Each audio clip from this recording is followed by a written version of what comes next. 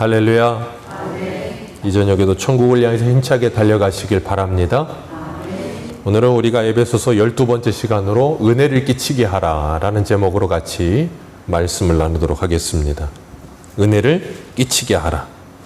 우리가 예수 그리스도를 믿고 구원받은 성도는 어떻게 세상을 살아야 되는지에 대해서 지금 사도 바울은 우리에게 말하고 있습니다. 옛사람을 벗어버리고 새사람을 입어야 하며 그 새사람은 하나님의 성품을 덧입는 삶이다 그랬어요. 그래서 우리가 예수 그리스도를 믿고 구원받은 하나님의 자녀가 되어서 이제 점점점 시간이 가면 갈수록 하나님의 성품을 닮아가고 예수 그리스도를 닮아가는 모습이 우리에게서 풍성하게 나타나져야 된다 그랬어요. 그게 바로 성도의 슬기로운 신앙생활이에요. 그렇게 우리가 하나님의 영향력 아래 있으면서 하나님의 은혜를 받고 그 은혜를 받은 사람으로서 세상에 나가서 뭐예요? 세상에 영향력을 끼치는 거예요. 그게 은혜를 끼치는 거예요. 우리는 누군가의 영향을 받고 영향을 주며 삽니다. 이게 내가 좋든 싫든 어쩔 수 없이 누군가의 영향을 받아요. 그래서 세상 사람들은 흔히 환경이 중요하다라는 말을 하잖아요. 금묵자흑이라는 말처럼 환경이 중요하다는 말을 해요.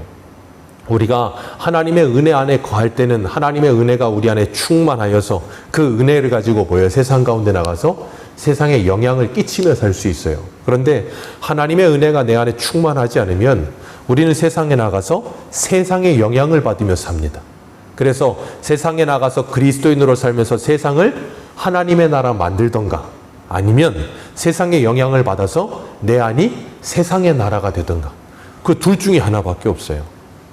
그렇기 때문에 하나님은 우리들을 우리의 옛사람을 벗어버리고 새사람을 입으라는 그런 아름다운 신앙의 생활을 가르치고 계시는데 왜 그런가 하면 우리가 예수 그리스도 안에서 새사람이 됐기 때문에 그런 말씀하시는 거예요. 예수 그리스도 안에서 구원받아 새사람이 됐지만 우리는 여전히 우리 안에 무엇이 남아있어요? 우리의 옛사람과 죄된 본성이 그대로 존재합니다. 우리는 예수를 믿으면 내 안에 있는 죄된 본성과 내 옛사람이 한 번에 싹 청소되면 너무 좋겠는데 그렇지 않아요. 하나님이 그걸 남겨두신 이유는 우리로 하여금 하나님의 구원의 은혜가 얼마나 큰 것인지를 일평생 깨닫게 하시기 위해서요. 이렇게 패역하고 하나님의 말씀 안 듣고 불순종을 자주 하던 내 모습을 보면서 뭐예요?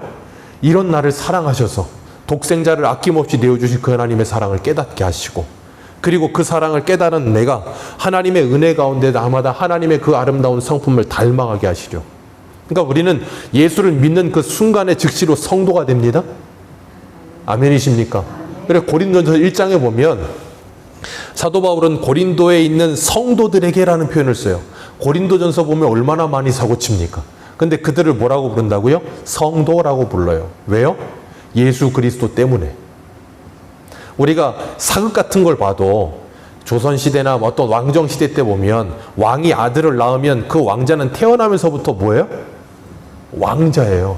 새 손으로 태어나서 어른들이 신하들이 전부 다 애기씨 그러기도 하고 왕새손 그러면서 막 이렇게 떠받들어요. 근데 태어나면서부터 왕자인데 그 아이는 자랄 때 어때요? 천둥벌거숭이라 똥 싸고 기저귀 갈고 다 해야 됩니다. 그리고 어려서부터 그 아이를 가르치고 문무를 겸비하도록 전부 밑에서 신하들이 발빠들어서 뭐 해야 돼요? 가르쳐야 돼요. 가르쳐서 그 아이가 자라나서 왕다운 모든 것들을 갖출 때까지는 뭐 해야 돼요? 열심히 배워야 돼요. 그게 바로 우리의 모습과 같은 거예요. 예수 그리스도를 믿고 구원받아 하나님의 자녀가 되었고 하나님의 자녀가 되었음에도 불구하고 여전히 우리는 신분적으로는 하나님의 자녀지만 상태적으로는 상태가 별로 안 좋아. 그래서 우리는 날마다 우리 옛사람을 벗어버리고 새사람을 입는 훈련이 필요한 거예요. 그러면서 하나님께서 우리들에게 오늘 본문에 뭐라 그러냐면 25절 위에 뭐라고 써 있어요? 하나님을 본받는 생활 그랬어요. 하나님을 본받는 생활, 하나님의 성품을 닮아가는 생활. 그 중에 제일 먼저 뭐래요? 그런즉 뭘 버리고? 거짓을 버리라. 거짓을 버리라 그랬어요. 하나님을 본받는 생활을 하는데 제일 먼저 말씀하시는 게 뭐라고요? 거짓을 버려라. 왜요? 하나님은 진리이시기 때문입니다. 하나님은 진리이시기 때문에 하나님과 정반대되는 거짓을 버리라고 우리에게 말씀하고 계시는 거예요. 요한복음 8장 44절을 보면 너희는 너희 아비 마귀에게서 났으니 너희 아비의 욕심대로 너희도 행하고자 하느니라. 그는 처음부터 살인한 자요 진리가 그 속에 없으므로 진리에 서지 못하고 거짓을 말할 때마다 제 것으로 말하나니 이는 그가 거짓말쟁이요 거짓의 아비가 되었음이라. 아멘. 하나님은 이렇게 거짓말을 싫어하세요. 그렇기 때문에 진리이신 예수 그리스도가 오셔서 우리에게 진리의 빛을 비추시면 뭐가 드러나게 돼 있어요? 우리의 거짓이 드러나게 돼 있는 거예요. 그래서 우리의 모든 외식과 가면 쓴 것과 우리의 모든 거짓이 드러나고 나면 우리는 그 다음에 뭐예요? 자유하게 되는 거예요. 왜? 더 이상 그 거짓을 숨길 필요가 없어지기 때문에 다 드러나는 거예요. 그래서 회개케 하시고 하나님 앞에 더 가까이 나아가게끔 만드는 거예요. 근데 사단은 뭐하게 만들어요? 끊임없이 그걸 계속해서 덮게 만들어요. 거짓말을 하게 만들고 점점점 하나님과 멀어지게끔 만들려고 우리를 미혹합니다. 에덴 동산에서부터 사단은 그 일을 했어요. 그래서 사화를 뭐 했어요? 미혹했잖아요. 뭘로 미혹했습니까? 거짓말로 미혹했어요. 이걸 먹으면 하나님처럼 된다는 말도 안 되는 허황된 거짓말을 하잖아요. 그래서 계시록 12장을 보면 계시록 12장 9절에 이렇게 말해요. 큰 용이 내쫓기니 옛뱀 곧 마귀라고도 하고 사탄이라고도 하며 온 천하를 꿰는 자라. 그가 땅으로 내쫓기니 그의 사자들도 그와 함께 내쫓기니라. 아멘. 온 천하를 꿰는 자가 누구라고요? 사단 마귀요. 끊임없이 속여서 거짓말해서 하나님을 믿지 못하게 만들고 미혹당하게 만들어 버리는 거예요. 그래서 우리 한 군데 봅니다. 데살로니가 후서 2장 3절을 보세요. 데살로니가 후서 2장 3절.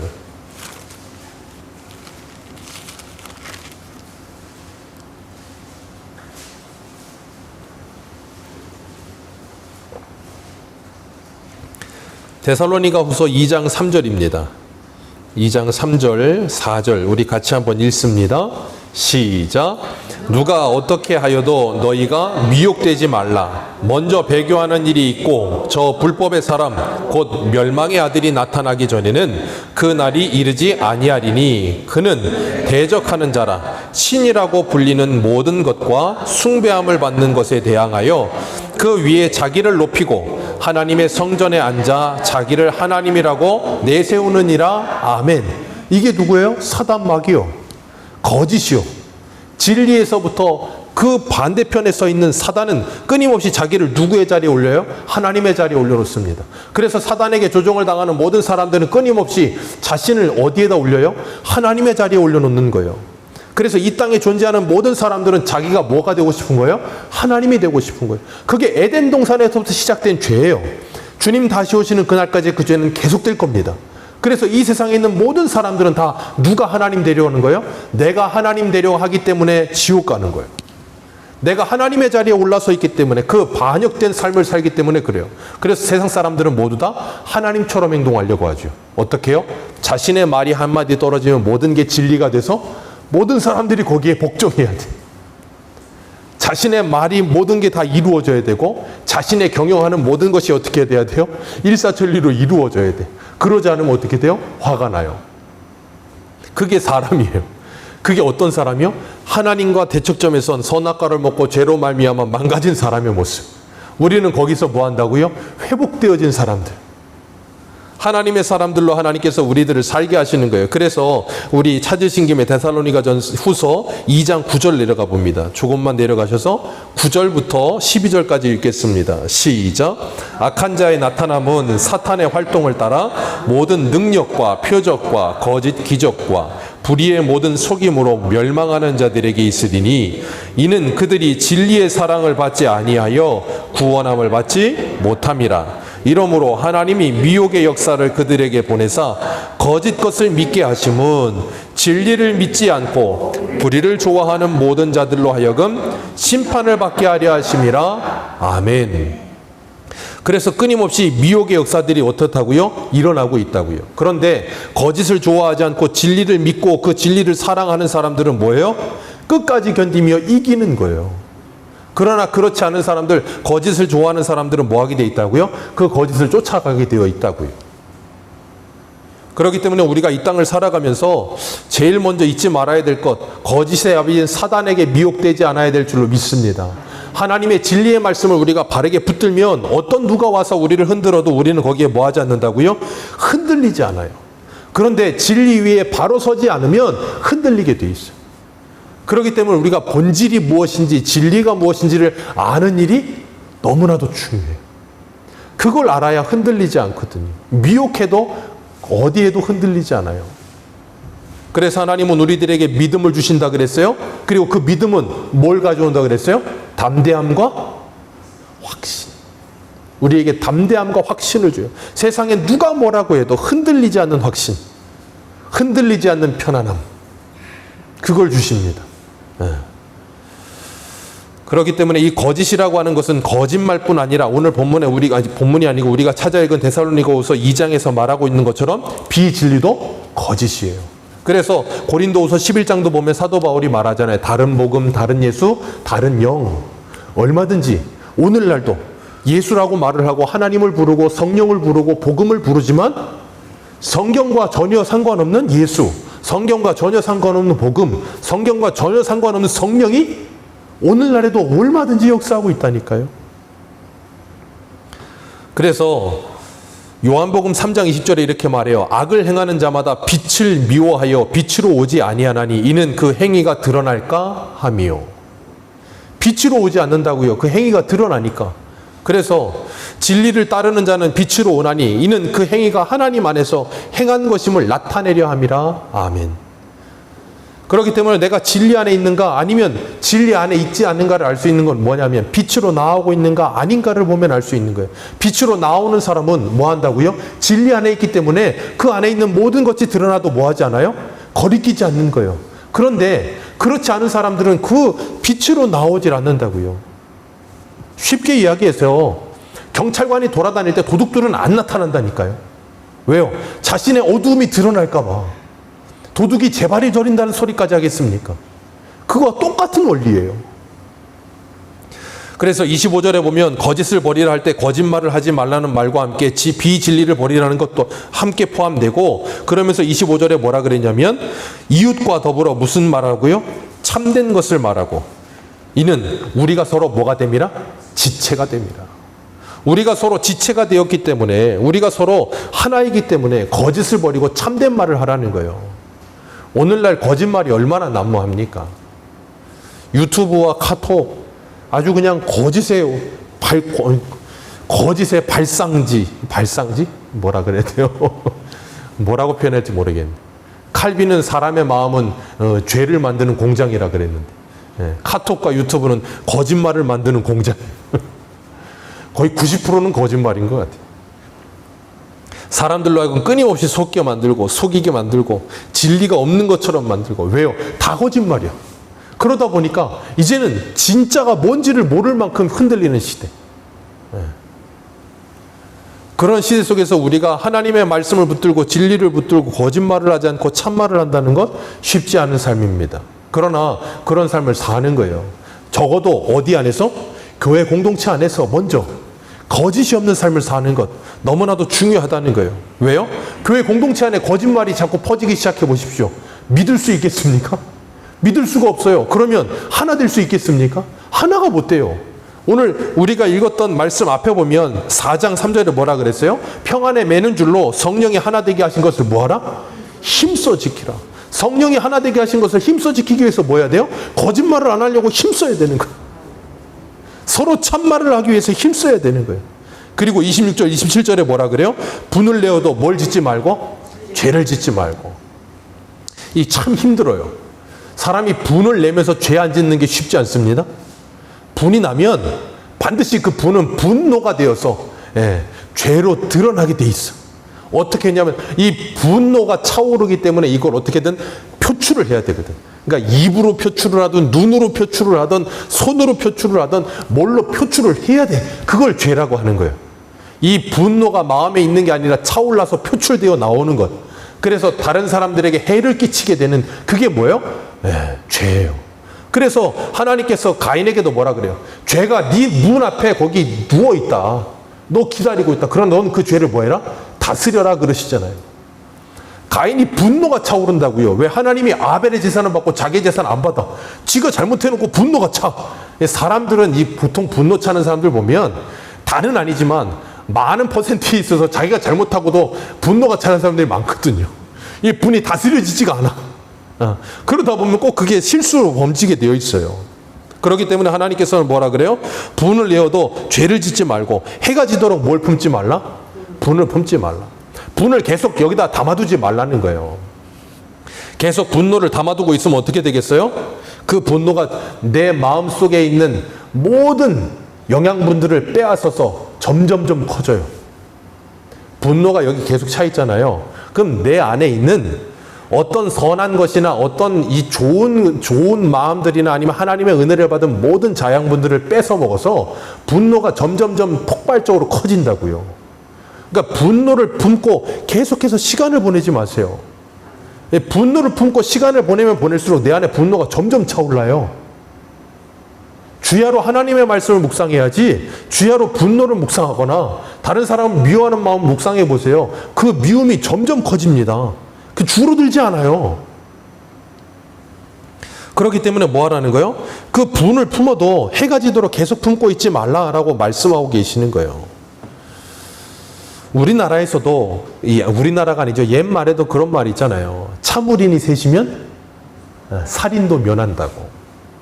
왜 그러겠어요? 사람이 분노가 차올라서 죄를 지을 때면 언제 그러냐면 그 순간의 찰나 때문에 그래요. 그래서 분노가 치밀어 올라서 뭔가 사고를 치고 나잖아요.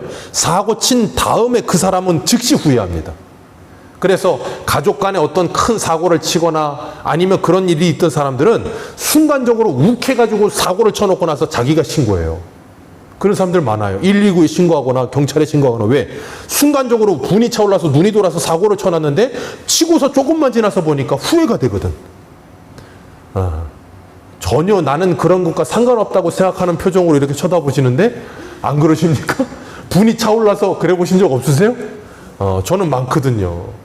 예, 순간적인 그 찰나를 못 참아서 욱해가지고 다혈질적이라 욱해가지고 그것만 참으면 되는데 그래서 그거 보통 그러잖아요. 참으린 옛날에는 참으린 셋이라고 했죠. 요즘은 참으린자 어떻게 생긴지도 잘 모르잖아요. 그러니까 뭐라 그래요? 요즘은 편안하게 10가지 세라 그러잖아요. 하나, 둘, 셋, 넷, 다섯. 왜요? 10가지 세는 동안에도 그 순간적인 분이 차오르던 게 가라앉아요. 분노는 찰납니다. 그 분노가 되는 건 순간이에요. 죄가 되는 건. 그 순간만 넘기면 되는 거예요.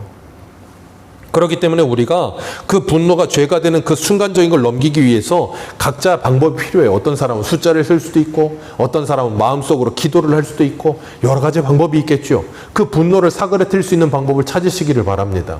그리고 정 그 분노가 차오르는 게 해결이 되지 않을 때는 뭐 하셔야 되냐면 기도하셔야 돼요. 왜요? 빌립보서 4장에 뭐라 그러셨어요? 빌립보서 4장 우리 정확하게 찾아서 읽겠습니다. 빌립보서 4장 6절 말씀, 6절과 7절 같이 읽습니다.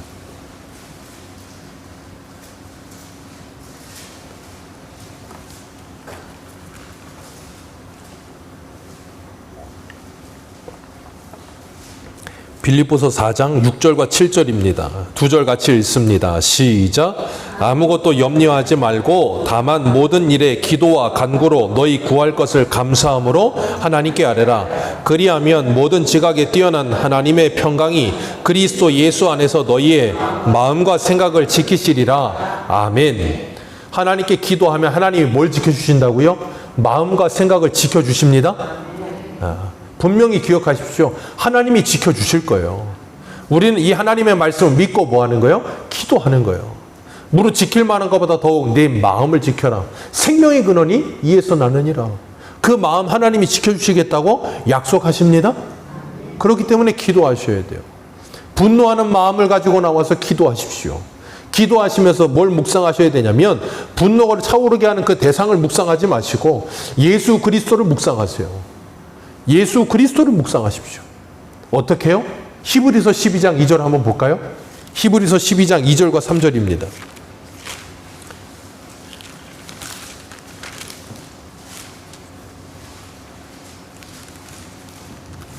히브리서 12장 2절과 3절 우리 같이 한번 읽겠습니다. 시작. 믿음의 주요 또 온전하게 하시는 이인 예수를 바라보자. 그는 그 앞에 있는 기쁨을 위하여 십자가를 참으사 부끄러움을 개의치 아니하시더니 하나님 보좌 우편에 앉으셨느니라. 너희가 피곤하여 낙심하지 않기 위하여 죄인들이 이같이 자기에게 거역한 일을 참으신 일을 죄인들이 이같이 자기에게 거역한 일을 참으신 일을 그 예수 그리스도를 생각하라.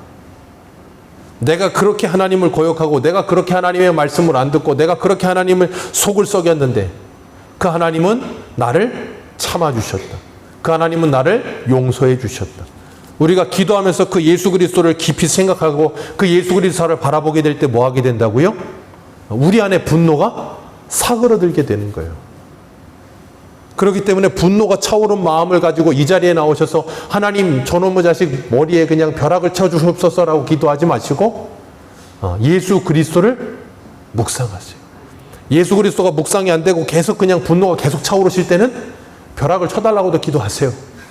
한두 번 그렇게 기도하다 보면 하나님이 그게 아니라는 걸 가르쳐 주실 거예요. 분명히 가르쳐 주십니다. 그렇기 때문에 정 화가 나시거든 벼락 쳐달라고도 하시고 그냥 발목이 부러지게라도 해달라고 기도를 하시고 그러다가 하나님이 그게 아니라는 걸 가르쳐 주시거든. 아, 그렇지 않구나 하는 걸 알고 기도하시면 되는 거예요.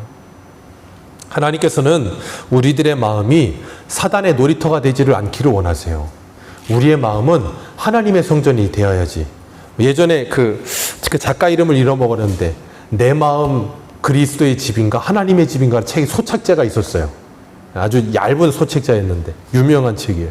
우리의 마음이 하나님의 집이 돼야지 사단의 집이 되면 안 되지 않겠습니까? 그래서 오늘 27절에 뭐라 그래요? 27절 같이 읽습니다. 시작. 마귀에게 틈을 주지 말라. 이놈의 마귀는 틈만 있으면 비집고 들어와서 우리의 마음을 어떻게 해요? 혼란스럽게 만들고 조그만 것도 증폭시킵니다.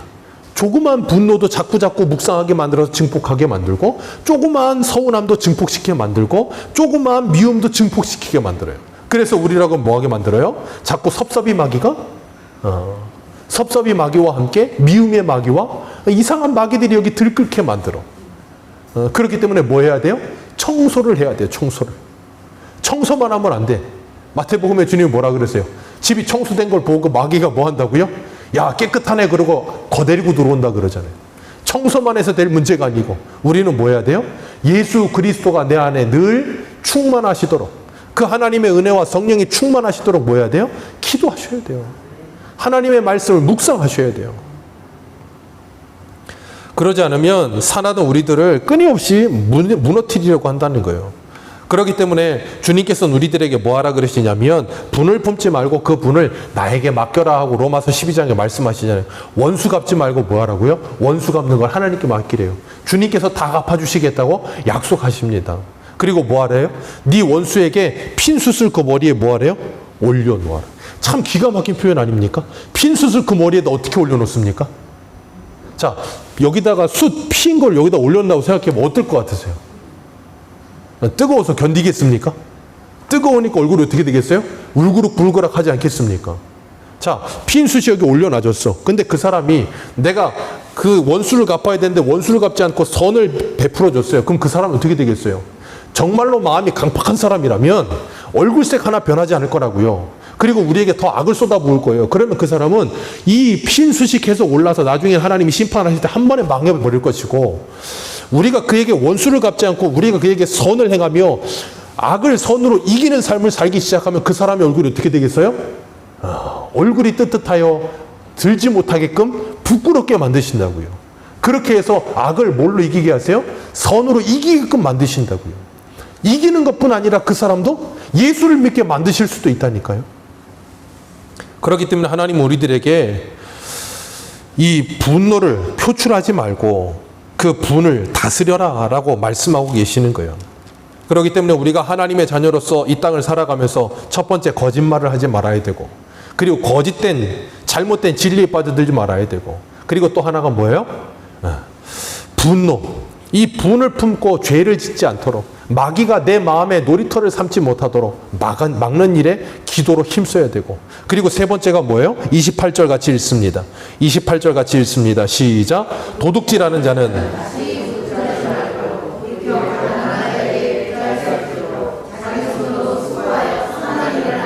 아멘. 도둑질하던 자는 이제 다시 도둑질하지 말라 해서 끝나는 게 아니라 뭐라고요? 자기 손으로 수고하여 가난한 자를 구제할 것이 있도록 뭐하라고요? 선한 일에 수고하라. 그러니까 하나님께서 십계명에서 도둑질하지 말라고 8계명에 말씀하시는 건 거기서 끝나는 게 아니고 뭐 해야 돼요? 도둑질 안 하는 걸로 끝나는 게 아니라 내가 손으로 수고하여 선을 베풀며 구제하는 일에 힘써야 되는 거. 그게 뭐예요? 도둑질하지 말라의 계명이에요. 적극적인 계명. 우리 십계명에 하나님께서 하지 말라고 하시는 계명은 최소한의 소극적인 계명이에요. 그것만 하는 게 아니라 그 반대로 더 적극적으로 하나님의 말씀에 순종해야 되는 거예요. 그렇기 때문에 도둑질하지 말라, 자기 손으로 선한 일을 하라, 이건 말 그대로 진짜 남의 걸 훔치는 사람뿐 아니라 또 누가 있겠어요? 저번에 보니까 수산시장 같은 데서 물고기를 사면 물고기에다가 뭘 또 같이 담아요? 물을 또 같이 담아가지고 키로를 더 재준다던가 아니면 저울에 손가락 하나를 더 얹어준다던가 그런 도둑질을 하지 말고 뭐 하라고요? 서비스를 더 해주라. 그것도 될 수 있는 거예요. 하나님께서는 우리들에게 우리의 실생활 속에서 우리가 하나님의 자녀로 살아가면서 세상에 어떤 영향력을 끼치며 살 것인가를 보라는 거예요. 얼마 전에 소래포구 불났었잖아요. 불났었는데 그게 복구되고 나서 사람들이 잘 안 간다 그러잖아요. 왜? 하도 벗겨 먹는다고. 하도 벗겨 먹는다고 잘 안 간대요. 그 얼마나 부끄러운 일입니까? 그리스도인이라면 그러지 말라는 거예요. 그리고 29절에 뭐라 그러셨어요?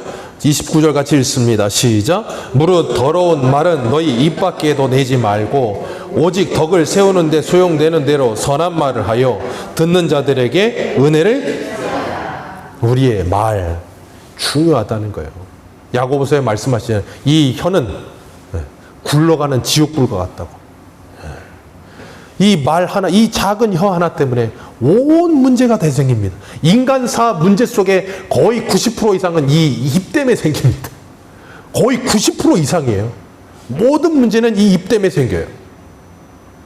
그래서 오죽하면 야고보서에 뭐라 그래요? 말하기는 더디하고 듣기는 속히하며 성내기도 더디하라. 사람의 성내는 것이 하나님의 의를 이루지 못하느니라. 오죽하면 그렇게 말씀하시겠어요. 잠언 말씀과 야고보서로 보십시오. 이 말에 대한 말씀이 얼마나 많은가. 하나님께서 얼마나 이 사람의 신체 구조를 잘 만들어 놓으셨는지 이 입은 스스로도 닫을 수 있게 하셨다니까요. 그렇잖아요. 이렇게 안 닫아도 입으로 다 닫아집니다. 유재석 같으신 분들 빼고는. 이 사람의 귀는 손으로 막지 않으면 안 막아져요. 얼마나 야고보서 말씀과 딱 부합합니까? 말하기는 더디하고 듣기는 속히 해야죠. 근데 오늘날의 시대는 듣기는 속히 하고 듣기는 더디하고 말하기는 속히 합니다. 다른 사람의 말은 아예 들으려고 하질 않아. 초능력이 생겨가지고 귀로 손을 막지 않는데도 말을 하면서 다른 사람의 말은 안 듣는 초능력이 생겼어. 도무지 다른 사람의 말을 들으려고 하질 않아. 그러다 보니까 그 초능력이 어디까지 발휘가 돼요? 교회에서까지 발휘가 돼서 하나님의 말씀도 들으려고 하질 않아. 그러니까 기도를 해도 어떻게 기도해요? 뭐 어떤 분은 그런 표현을 쓰더라고요. 무슨 불화살 기도래나 뭐 화살 기도래나 무슨 전 처음 들어봤는데 그런 기도를 해요. 막 쏴요. 그냥 기도를 막 해요. 참 신기한 거 그렇게 막 기도를 하고 집에 가요. 자, 기도는 하나님과 나와의 뭐예요? 대화라고 하잖아요. 기도는 호흡이라고도 하고 기도는 하나님과 나와의 대화라고 한다고요. 대화라는 말은 내가 말을 했으면 상대방의 말을 들어야 되는 거예요. 그게 대화입니다. 근데 기도라고 해놓고서는 와 해놓고 그냥 집에 가. 그럼 하나님이 뭐라 그랬는데? 없어요. 말을 했으면 들으려고 해야 될 거 아닙니까? 하나님이 뭐라고 하시는지 생각해야 될 것 아닙니까? 그러려면 어떻게 해야 돼요? 말씀을 묵상해야죠. 이 성경 말씀과 설교 말씀과 그런 걸 묵상하면서 내가 기도하면서 내 상황을 거기다 갖다 놓고 어떻게 해야 될지를 고민하고 생각하면서 기도하고 그런 가운데 하나님께서 뭐라고 말씀하시는지를 들어야죠. 근데 우리는 거기에는 익숙하지 않아. 듣는 데는 익숙하지 않고 말하기에만 바빠요. 우리가 초등학교 예전에 국민학교 시절에 초등학교 1학년을 들어가면 제일 먼저 배우는 게 뭐냐면 말하기 듣기 쓰기입니다. 말하기와 듣기를 배워야 돼요. 국민학교 가기 전에도 애들은 말하기를 합니다. 듣기도 합니다. 쓰는 걸 잘 못할 뿐이지 말하고 듣는 거 예전에도 국민학교 가기 전에 다 했어요. 근데 학교 들어가서 그걸 다시 배워요. 왜요? 이 입에서 나온다고 다 말이 아니거든요. 올바르게 말하는 법을 배워야 돼요. 철수야 안녕, 영희야 안녕, 반갑다부터 해서 어떻게 말해야 되는지를 배워야 된다는 거예요. 그런 것처럼 그리스도인은 예수 그리스도를 믿고 났으면 이제는 믿기 전의 생활의 언어 생활도 이제는 어떻게 해야 돼요? 교정이 좀 필요하다니까요. 어떻게 해요? 다른 사람에게 덕을 끼치고 은혜를 끼칠 수 있을 말을 할 수 있도록 바뀌어가야 되는 거예요. 그게 참 쉽지 않거든요.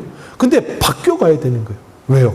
예수 믿기 전에는 입만 열면 18을 찾던 분들, 도그 베이비를 찾던 분들, 그런 분들이 이제는 조금씩 바뀌어가야 되는 거예요. 바뀌어가야 돼요.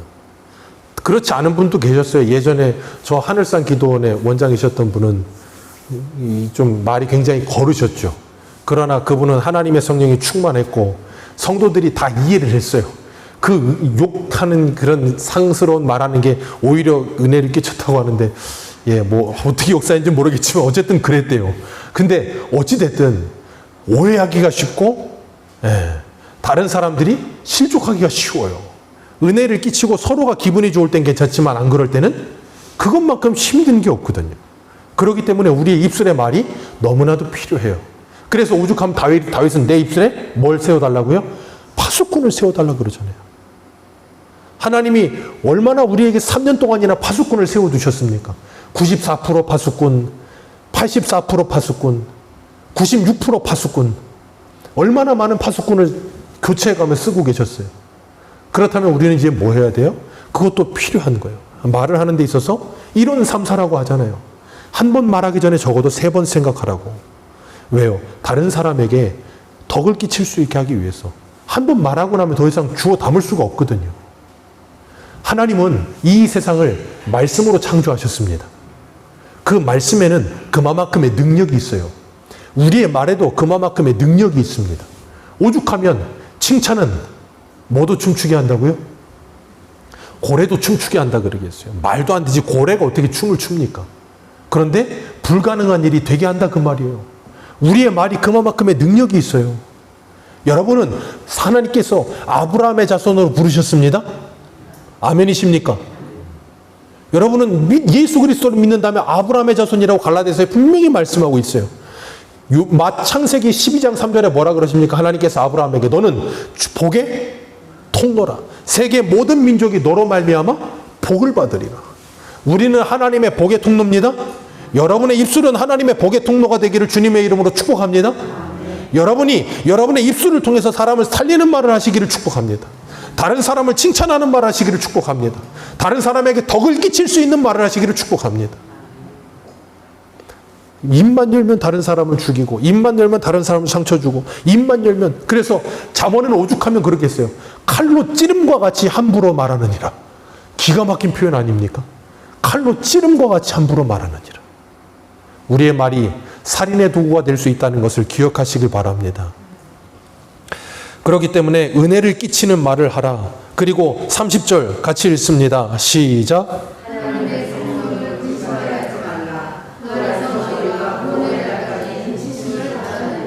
아멘. 하나님의 성령을 뭐하게 하지 말라? 근심하게 하지 말라. 하나님의 성령을 근심하게 하지 말라. 성령께서 우리 안에 계십니다. 말할 수 없는 탄식으로 우리를 위해 기도하고 계십니다. 우리에게 하나님의 말씀을 가르치고 계십니다. 그 성령께서 우리들에게 하나님의 말씀으로 말하게 하실 줄로 믿습니다. 예전에 양화진 선교사님 묘원에 갔을 때 거기 로젠타월이라는 곳이 있어요. 로젠타월에 들어갔을 때, 지금은 좀 인테리어가 바뀌었는지 모르겠는데 예전에는 들어가면 이렇게 프로젝트를 쏴가지고 바닥이 바닷물처럼 돼 있어요. 바닷물처럼 일렁이는 거로 돼 있어서 거기에 뭐라고 있느냐, 조선으로 건너와 뭐 하라 그렇게 하면서 사도 바울을 부르셨던 그 말씀을 조선으로 바꿔가지고 그렇게 해놓고 들어가면 로젠타월 기록이 쫙 돼 있고 이쪽 면에는 한글이 번역된 것과 함께 그런 쫙 영상들이 나오거든요. 거기에 보면 아주 인상적인 말이 하나 있어요. 뭐냐면 한글이 하나님의 성경을 만남에 생명의 말씀이 된지라 그랬어요. 한글이 하나님의 말씀인 성경을 만나니 생명의 언어가 된지라. 저와 여러분들이 생명의 말씀인 하나님의 말씀을 만나니 생명의 사람 되시기를 축복합니다. 그렇게 바뀌어가야 되는 거예요. 하나님의 말씀은 그렇게 능력이 있어요. 그래서 우리로 하여금 성령을 근심하게 하지 말래요. 성령을 근심하게 하는 일이 뭔데요? 31절 같이 읽습니다. 시작. 너희는 모든 악독과 노함과 분냄과 떠드는 것과 비방하는 것과 모든 악의와 함께 버리라. 아멘. 왜요? 이런 것들이 누구를 근심하게 하는 거라고요? 성령을 근심하게 하는 거예요. 남 뒷말하고 그냥 아니면 말고식으로 남 험담하고 나쁜 말하고 더러운 말하고 거짓말하고 이 모든 게 누구를 근심하게 한다고요? 성령을 근심하게 하십니다. 성령을 근심하게 하세요. 성령께서 우리를 얼마나 위하시는데요. 얼마나 우리를 안타까이 여기시는데요. 제가 아까도 듣는데 우리 김명주 권사님 이번에 우리 김사라 집사님도 그러시지만 갔다 오시느라고 엄청나게 길게 갔다 오셨다면서요. 15시간 막 그렇게 가셨다고 그러더라고요. 저라면 못 갑니다.